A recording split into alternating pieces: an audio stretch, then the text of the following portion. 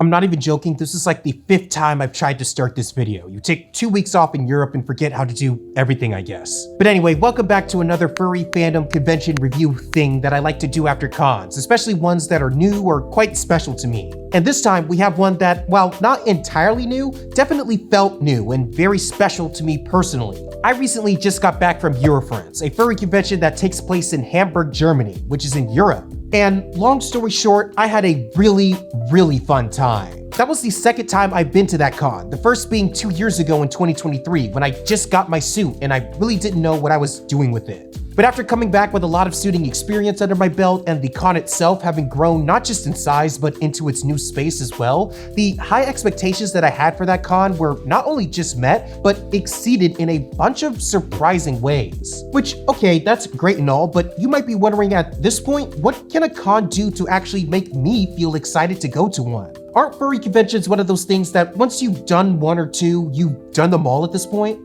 In some ways, that is true, but furry conventions are still varied enough where they all have their own special quirks and features that separate them from one another. And Eurofurence was no different, especially if you come from the United States. That con has a really special thing about it that makes it well worth the trip if you can make it. And the thing that's interesting about that is that it really has nothing to do with the convention itself. In all honesty, the event that was Eurofurence really wasn't anything too special. Let me explain. I guess I should clarify things a bit right up front here. The overall experience of attending Eurofurence this year was nothing short of fantastic. I actually made an entire vacation out of it, where I spent 2 weeks vacationing in Europe. I spent a week hanging out with some friends in Spain, then met up with the group I went to EF with in Berlin, where we had a lot more fun than we were expecting. By the way, just a side note, if things actually do end up going to hell here in the US, Berlin, that's my exit plan. That city is fantastic. But anyway, the trip ended with traveling up to Hamburg and going to Eurofurence. And like I said, the entire trip itself was such an enriching experience. Especially since at this point for me and someone in my position, going to conventions takes up so much time and energy, it might as well be work at this point. But of all the things that I did over those 2 weeks, the last part, going to Eurofurence, was the least new to me for a couple of reasons. For one, like I said earlier, I'd been there before, but mainly because it was a furry convention.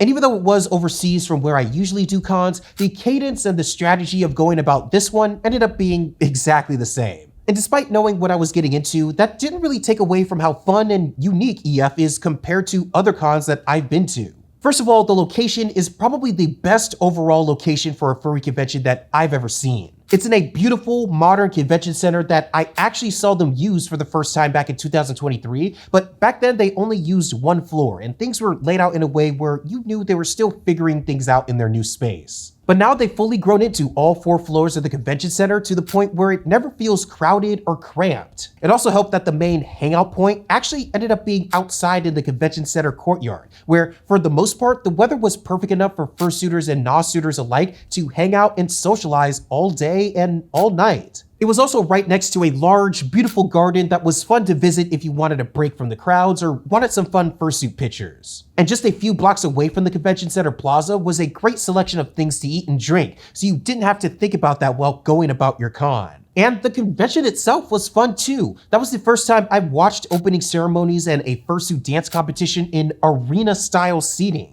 The dances went on well into the night. I'm talking 4:30 a.m. on some nights. And of course, the European fursuit lounges are not even worth comparing to the ones that we have here in the US. It is a night and day difference in how much better they accommodate their fursuiters there. But even with all of that being said, none of that is what actually made Eurofurence so special to me. If anything, the con itself was just another furry convention, just in Europe. Which also meant it wasn't immune to some of the same problems that all other furry conventions suffer from. And here, some of them were worse than others. EF is officially a big con, the 7th largest in the world at the time of recording this video, which means all the problems that plague other cons of this size reared their ugly heads here too. First of all, it was really hard to make solid plans with anyone, which again is expected, but I really wanted to hang out with some of my European friends that I don't get to see all that often, and some of my plans just didn't work out. And all the other classic issues started to add up too. There were long, confusing lines to get into some of the larger events. There were a significant number of events that were straight up delayed, and not by a few minutes, but a few hours and even days away from when they were supposed to happen. The Fursuit Parade, while great in theory, ended up being quite the war of attrition outside, as many bottlenecks stopped people from walking for tens of minutes at a time, including a photographer randomly posted up in the middle of the route that stopped each fursuiter individually for a solid 20 seconds to take their picture, with no way to get around them. And oh yeah, I can't believe I almost forgot saying this. This trip was expensive. And not in the general getting to Europe from the US and the euro converting to more than the dollar expensive. The convention itself was just a lot more to attend than usual. Now, the higher registration costs I can accept, and we'll actually get into why a little bit later. But if you ask me, the biggest reason not to go to Eurofurence is that they don't have a convention hotel block, or a fully laid out one. Now, they do have a main hotel, the Radisson Blu, that's attached right next to the convention center.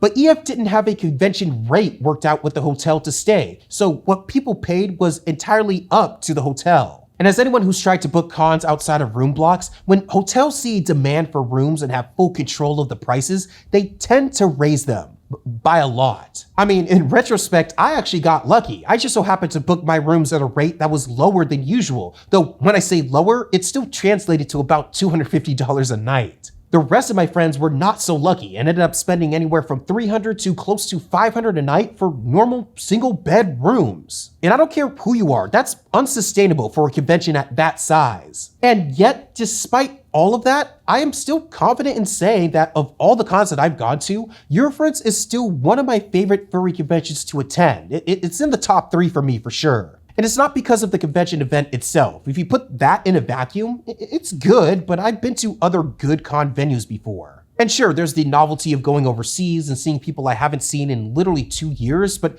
the allure of traveling somewhere I haven't been to in a while or seeing old friends happens at most large conventions I go to. No, what made Eurofurence so special was that of all the cons that I've gone to, it was one of the most furry conventions that I've had the opportunity to go to. But before we get into why I loved EF so much, I want to quickly thank the special people that helped fund the trip in the first place. I want to take this time to thank the sponsor for today's video, you. Yes, all of you who support this channel through Patreon. If you enjoy the videos I make here and on other social media platforms, Patreon is the best way to support me directly to help make those videos even better. That way I can continue to build this channel without having to take on random corporate sponsors that, let's be honest, none of you would end up using anyway. And this isn't one of those general support Patreons either. No, you actually get stuff for signing up. First of all, you get to see all of my videos, both short and long form, a week in advance. So if you sign up, you'll get to see the videos that everyone else can only see next week, right now. You also get a special role in my Discord where you get to hang out with me and other patron members. And finally, you get exclusive long-form videos from me every Monday that are a lot more open, honest, and unscripted, allowing me to talk about things that might not fit the general channel, if you know what I mean. You can check all of that out and join at patreon.com/FinnThePanther and be a part of the membership that helps make these videos the best furry edutainment videos that we can make. Thank you for joining. Now, let's get back to looking at what makes EF such a special con compared to the ones here in the US. So what do I mean when I say that EF was a true furry convention? Well, let's look at it in comparison to large conventions here in the US, which is where most of my experience comes from.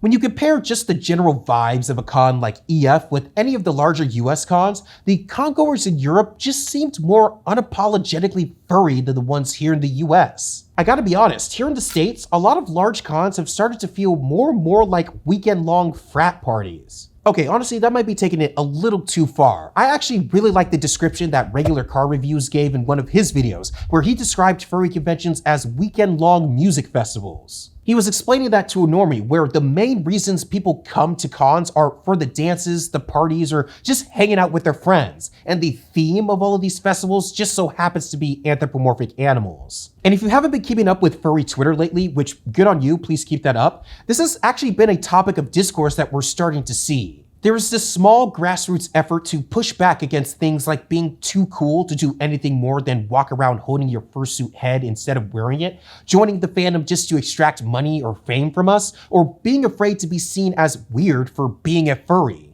In fact, the tagline "Keep Furry Weird" encapsulates these ideas quite well. Now, there's still a lot of work to be done here in the US on that front, and I'll definitely be keeping you all updated on the progress, so be sure to subscribe to the channel if you haven't already so you don't miss those updates. But over at EF, they really didn't need any of those reminders or encouragements to be unapologetically furry. That's just the status quo over there. That's mainly what I meant when I described EF as a furry convention. Sure, there were parties and dances, but they were all contributing to the idea that Eurofurence is a celebration of the furry fandom and its members. And I'll admit, it's really hard to put into words how that was the general vibe I got from that con, more so than a lot of other cons in the US, but the best way that I could describe the difference is by pointing to two things that stood out to me while attending the con. First of all, from what I could see, there were no real cliques at EF. That clickiness that you get at large cons here in the US, whether you're either part of a group or you're stuck alone, that doesn't really exist in nearly the same capacity there. It was perfectly fine and even encouraged to go up to different groups of otherwise strangers and join the conversation,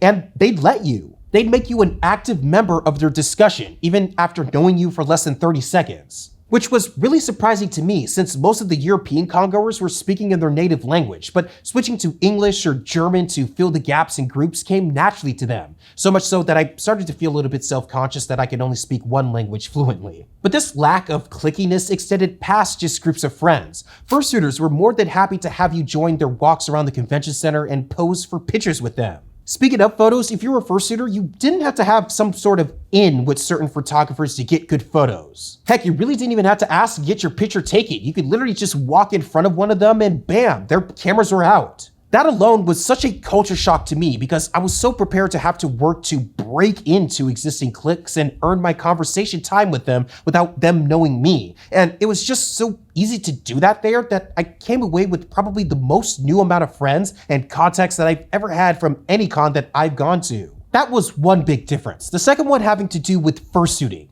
Fursuiting is still taken seriously at EF. Now, in hindsight, in writing this, I feel like that's a bit oxymoronic since that was actually the most fun I've seen people have in suit in a while. But what I meant by suiting seriously is that people were actually acting as weird, large, colorful, anthropomorphic animals while in suit. I didn't see anyone just walking around talking with their heads off and just holding them in their hand. No one had the top half of their bodysuit peeled down, purposely exposing their human body underneath. No, if you were suiting, you were suiting. And I found that quite refreshing. Now, that doesn't mean everyone had a full suit. No, there were a bunch of people partialing and some with just a head. But even they were doing their best to act in character, or at least keep their suits on if they were conversing with someone. Now, I will say that EF may be an outlier in this case. I heard that on average, about 40% of the congoers come with some sort of suit, where the last overall average I heard for cons in the US was about 15 to 20%. So EF is a fursuiting con in general. But it was still cool to see probably the most variety of suits I've seen in a long time, from species to makers to just straight up handmade suits. Seriously, there were so many people that I met that handmade their suits and they all looked fantastic.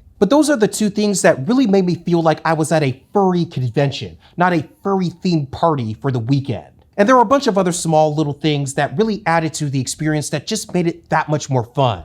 As much as people are going to hate me for saying this, I think making that con 18 and over really kept a certain demographic from interacting with things that they shouldn't have. And while things like AD gear and clothing, or lack thereof, was allowed to a certain extent, there wasn't really a need to remind people to wait until after hours to wear it. That baseline level of respect was just implied. And while registration was expensive, I can't say that I didn't get my money's worth. There were so many volunteers helping out in all departments, helping to keep the con running as best as it could. From working with the convention center to make a cool scene, to splitting larger events up into two separate areas and managing crowds in places with arena-style seating, so I really can't get over that. That amount of convention support is something that I wish I could pay for here in the US. All of this is to say that Eurofurence was so special to me because of how people were while they were at the con. They were there to celebrate being furries and party while doing so, not the other way around. And I don't want to say that the ways cons in the US are wrong. If you want to have a party, that's fine. I just think that if you're looking for a more furry convention,